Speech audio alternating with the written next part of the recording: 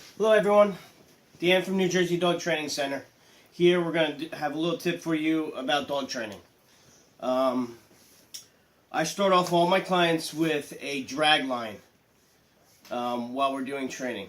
So when your dog comes out of their crate, you need to have some type of control over them so they're not running around the house getting into mischief, causing troubles.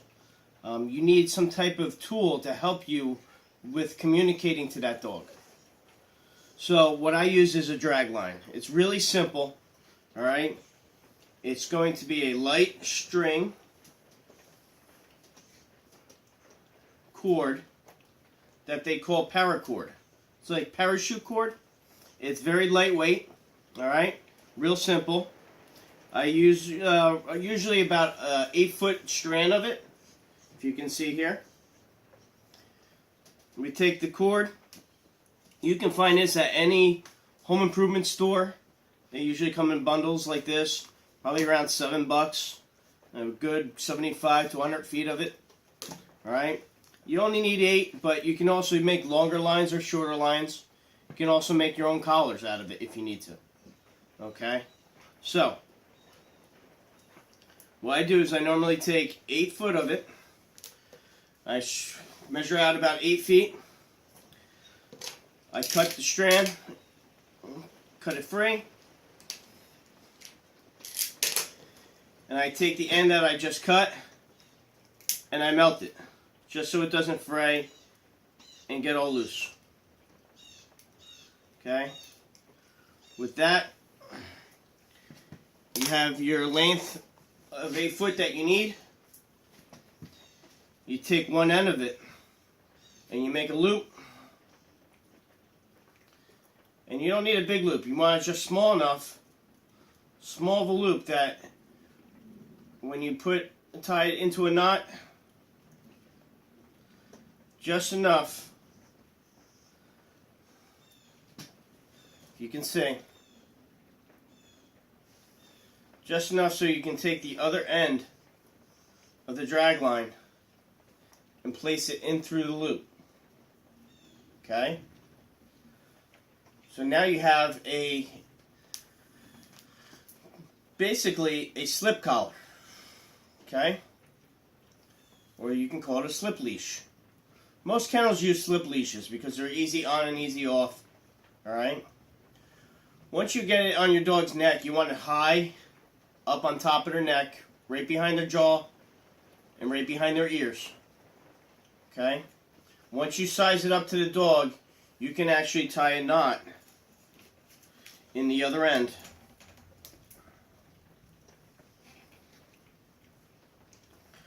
So this knot is here, so when the dog is walking around, it doesn't get too big and slip over the dog's head.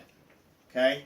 So you tie it just snug enough to the dog's neck size so it doesn't come off on its own.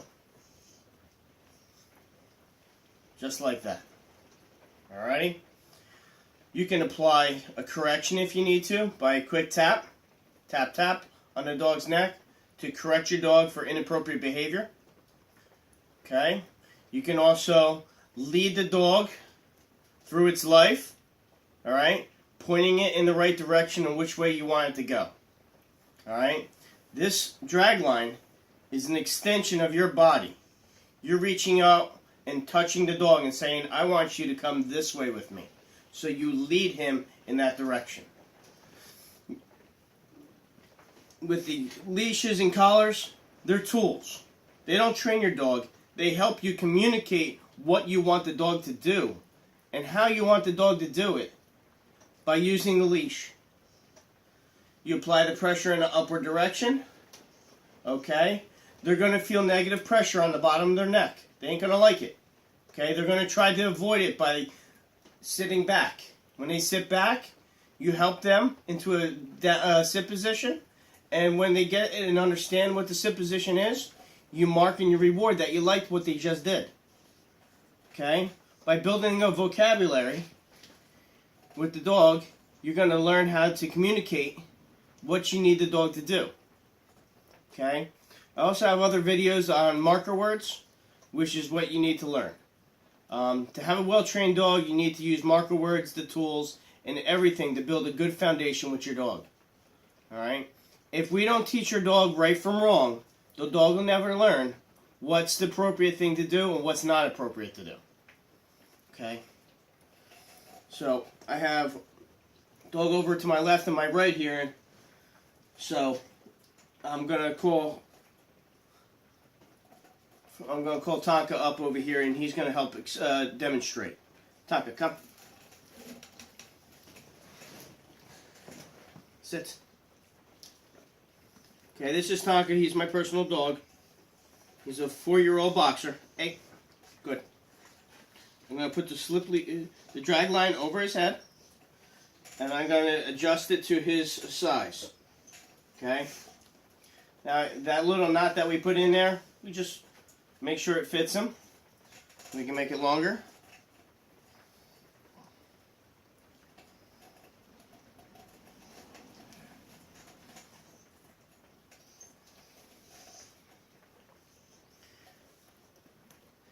You can see where this knot is right here. Okay. Sit. Good. Okay. I want to make that knot slip, the loop slip over the knot. Okay. And I want the knot just tight enough that it keeps the drag line from falling off.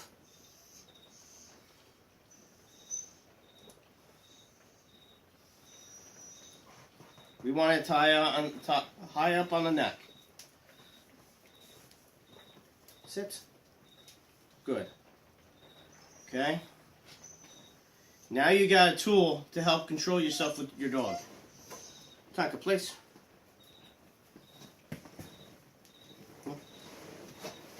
Place. No, place.